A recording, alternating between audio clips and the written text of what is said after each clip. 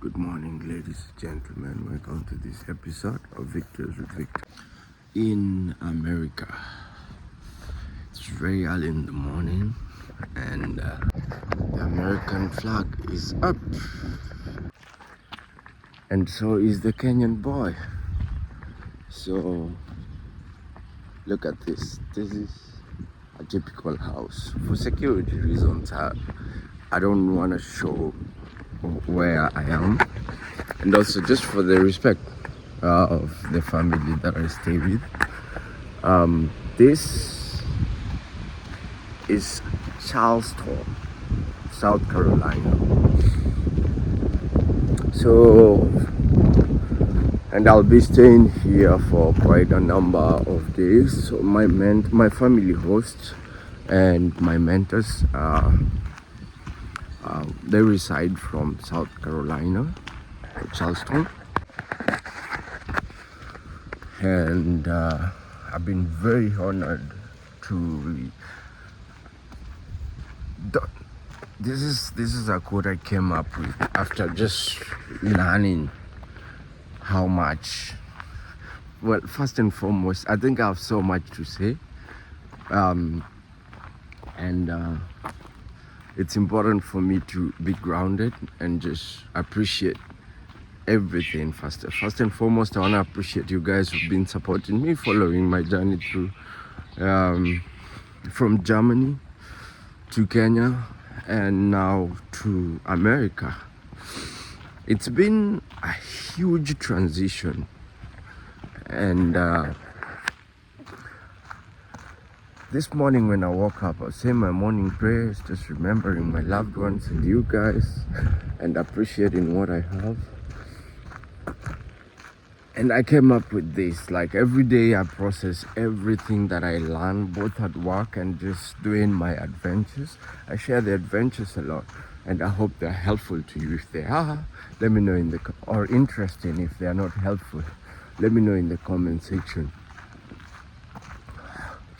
However, this morning when I woke up, I came up with this quote, and I just wrote it down before I came out I'm going for my morning run. I do about 10 miles because that's the farthest I can go, because I don't want to get lost. And I came up with this: don't make the world the size of your brain. Don't make the world the size of your brain. Look at this house, guys. So beautiful, so nice. Yeah, I've gotten a lot of inspiration when everyone else thought I have a good house. I mean, it's something I appreciate, but the more I travel, the more I explore, the more I really get to see what more that can be done. And so I look forward to my next adventure. What I was saying is, I came up with this quote: don't make the world the size of your brain. And this is something I was telling myself. You can tell yourself, but if you know it all, you don't have to. Well, learning the history of America, being with people from America, and just seeing what real America is, really changed my perspective of what I know of America, what I know of Americans, and what I want to think for myself about America. What do you know of America is a question I want to ask you. What do you know of Americans?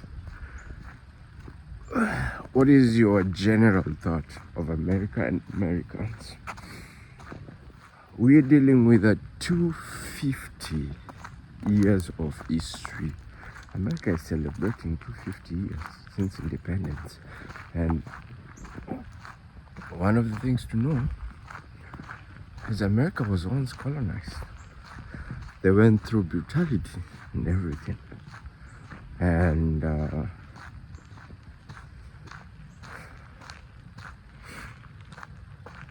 what they did to Africans is not beautiful, but it is something that was done to them as well. Not to justify what they did, but this explains trauma bonding. and how people connected. So I just took a circle, and now I'm gonna take the main street. Let me show you the main street. This is the main street, so I'm gonna go about 10 miles. Isn't this beautiful? Look at it.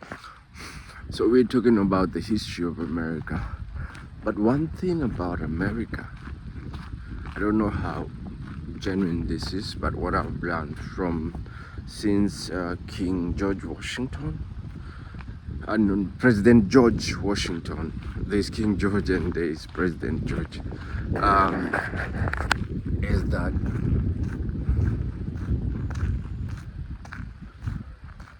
no one celebrates slavery.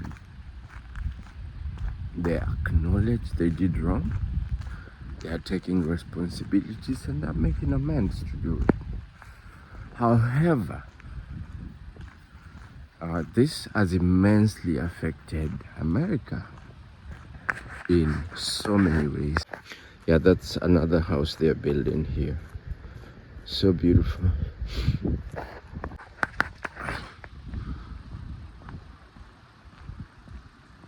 America has been affected, and you can tell from everything. I don't know if it's really related to that, because somehow trauma gets into the DNA. And that's how you're able to see, like, for example, if you have a child, there are certain traits that you see in yourself and you see in your child.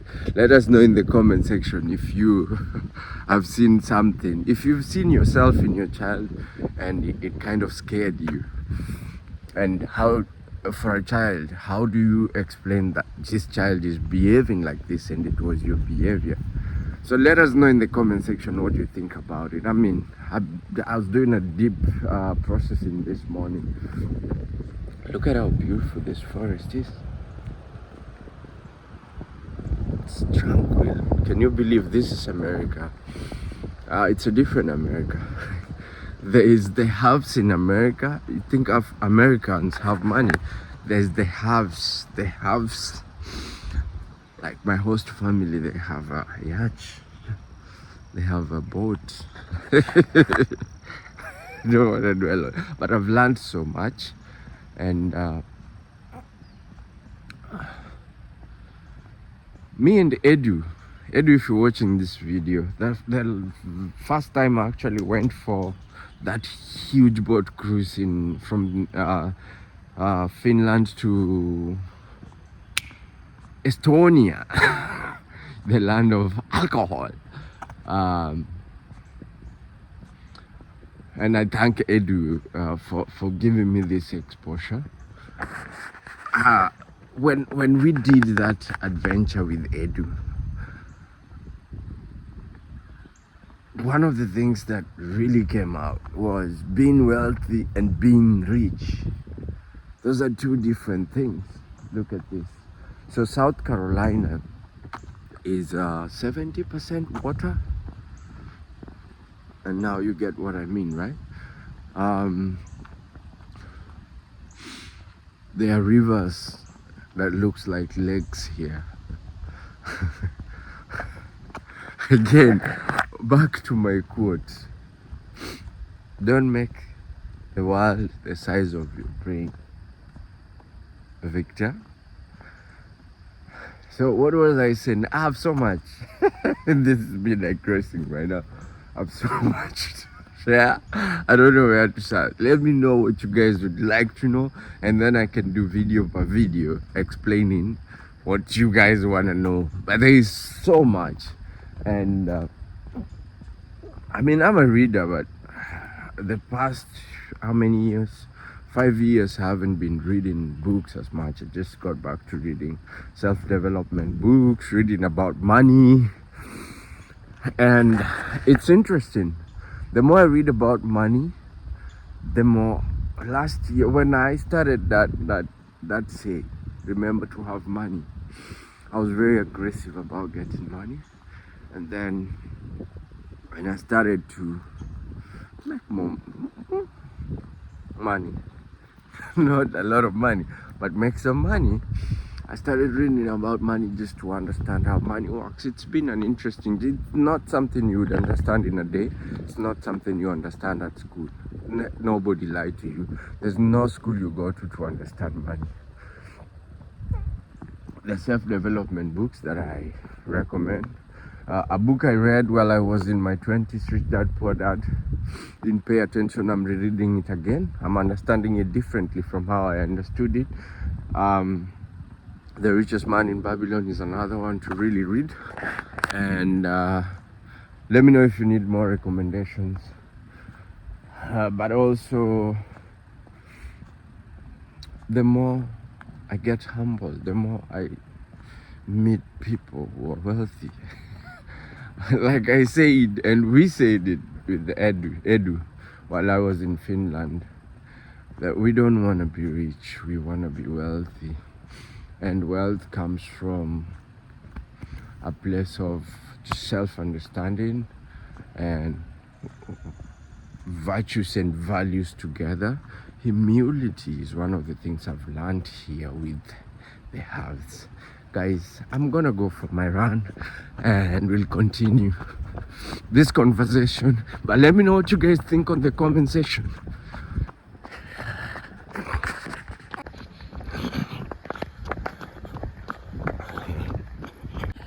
Yeah, so guys, this is the abyss, and that's the airport. I don't know if you can see it. I'm not able to zoom in, but we live by the airport, so yeah guys, so that's where I usually take my breath after half of my run.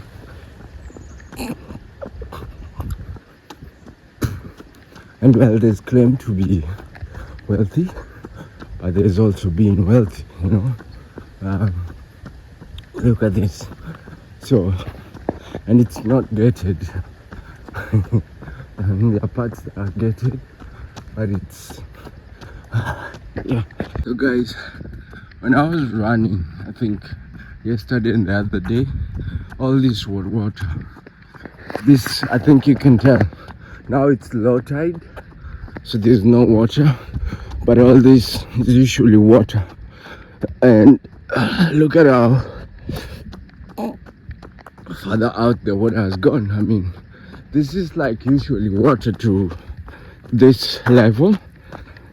Oh my God. And so it explains to you when I say South Carolina is 70% water, and then the 30% is wealthy people, not rich, wealthy.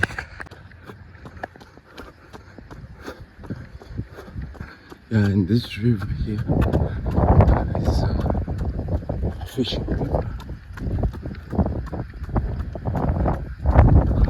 All the best in your catch. All the best in your catch. Get that big catch. Got a big one here. Oh yeah? Yes, sir. Good. Can I take a video? Yes, sure. Oh! Oh, I nice. think it's too big to keep, too. So what are you gonna do with it? Well, if it's too big, I gotta throw it back. Man, look at that. Oh. Whoa, this is huge. That's a big one. Oh, man. Wow. So you can't eat this one? You can eat them, but they gotta be in a size limit from 15 inches to 23 inches for this redfish. So if it's too big and you get caught keeping it, they're gonna give you a big ticket. So I can't afford the big ticket. Yeah, this is interesting because in Africa, yeah, the bigger the catch, the better. that's right. You would think, but they want to. The people here, they fish so much that if they keep catching the real big fish, then that's the ones that reproduce. So then eventually the population of fish is going to be down to nothing. So they got to regulate it. I mean, it's also good that you honor that. I mean, it's yeah, I try to, because we're trying to keep it. You basically want to keep the resources for the younger generations to be able to fish and do all that too. That's honorable. Yeah, that's honorable. Yep. So Well, I was just going for my morning run, and it's interesting to see this, so I want to share with my people the Oh picture. yeah, please do. How long you been over here? I've been over here for now 6 weeks, but then I've been here in South Carolina for a week. Yeah. Wow, so you just got over here. Yes. You enjoying it so far? Oh, this is my first time here. I mean, the water here is healing. The run around is healing. The people like you. Oh, yeah. I mean, Yeah. great. It's different from New York because I was in New York, Boston, Yeah. and Washington D.C. So it's very different. I feel very at home here. Oh yeah. This Yeah. is nice down here. I mean, I know. I travel to New York for work a lot and stuff, but yeah, it's too busy, too many people. So, Right. Yeah, but So today is low tide, right? it is low tide, probably about 2 hours after low tide, so almost it's coming in now. It's coming back in. It's a shame too, because this thing is. So you have to measure it. What's that? You have to measure it. Yeah. Ah. Yeah, you have to measure it. Otherwise, I mean, you could get away with keeping it, no one's around, but I don't like to do stuff like that. Yeah, that's good, man. I don't like to do That's that. honorable. I gotta take a picture and get it back in the water before it dies. All right, I'll continue my run. Okay, man. What's your name again? Jacob? Jacob. Yes, sir. Victor. I got fish No, stuff. no pressure. What's your name? Victor. Victor? Yes. Oh, nice to meet Pleasure. you. I'll see you around if Yes, sir. I yeah. come down here. If you're gonna be around here, I fish around here a good bit. All right. I'll probably come out and fish with you next week. Oh yeah. Yeah, definitely. All right. Yeah, so guys, when I tell you South Carolina, I mean, look at that guy. What do you guys think? So when I say I need time to process, I mean, it's a lot. But let me finish my run and then we can keep talking. Yeah. Guys, I really hope you enjoyed that. I'm just finishing my ride, trying to stay healthy. Because, like I said, it's a lot. So, in one of the books that I was talking about earlier in this video, The Richest Mom in Babylon, I think the thing that they speak about in that book, one of the things that he speaks about in that book is being an honorable person, or being an honorable man. This book is mostly focusing on the men, but I think it's for all genders who are really open, who are not into feminism, and African feminism is what I would call it. And I want to talk about that as well. There's so much to talk about. Yeah, but this guy just reminded me of what being honorable mean. I mean, you catch, they fish with the tape measure or whatever, and they measure the size of the fish, and if it's too big, they throw it back in the water. I mean, who does that?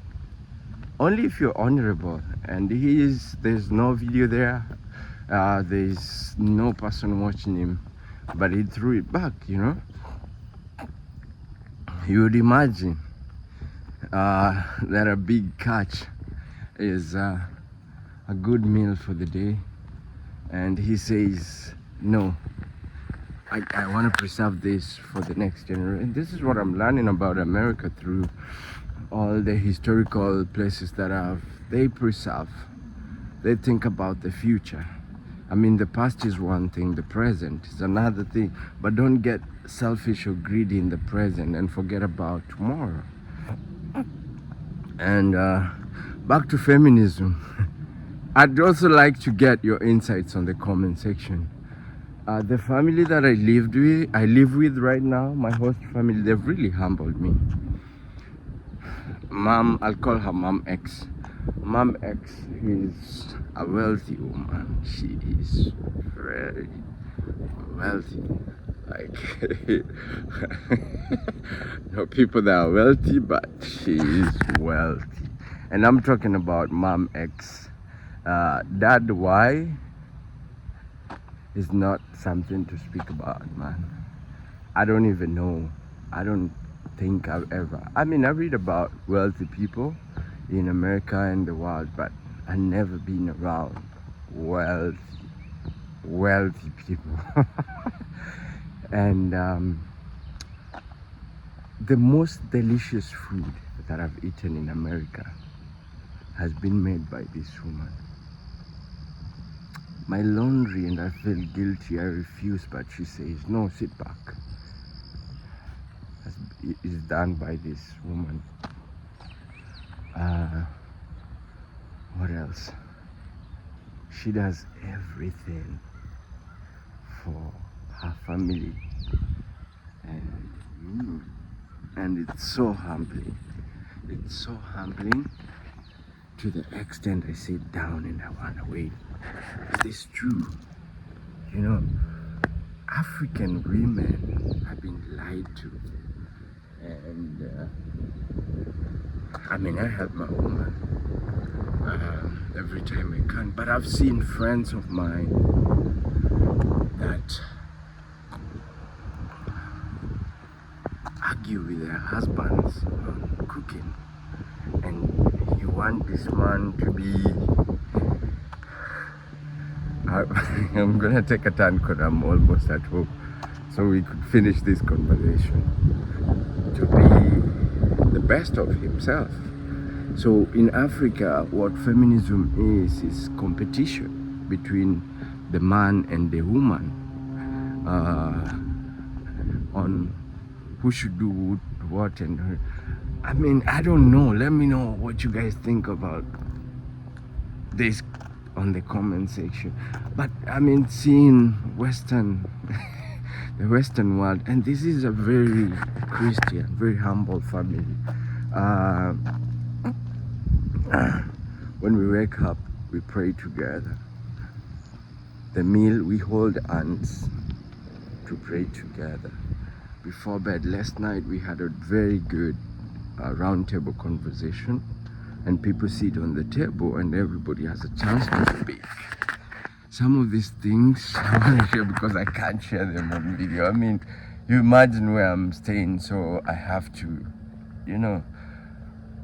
And we finish and we pray together. If anybody has a word to say to the Lord, they get a chance, and we pray together. And so it's just been so humbling. It's been so humbling to just be able to sit around these people. It's also been life-changing to be around these people. It's been a university course on its own, just learning from these people. They say, I mean, it's good to learn from school, but travel and life gives you experiences you'd never get from school. And that's why I'm grateful. I'm very happy. Even reading your comments on the comment section, I'm very happy to be reading that. But also, what you guys want me to talk about, there's so much to talk about. I want to go home, process everything eventually, and then when a few days I'll be able to answer some of the questions that you have. In the meantime, I have to go get ready for the day. I hope you guys enjoyed my run and this video particularly. Let me know what you guys think on the comment section, and if you're new here, please remember to hit that subscribe button. If you're continued supporters, you know how we do it. Appreciate you. Victors with Victor. Peace.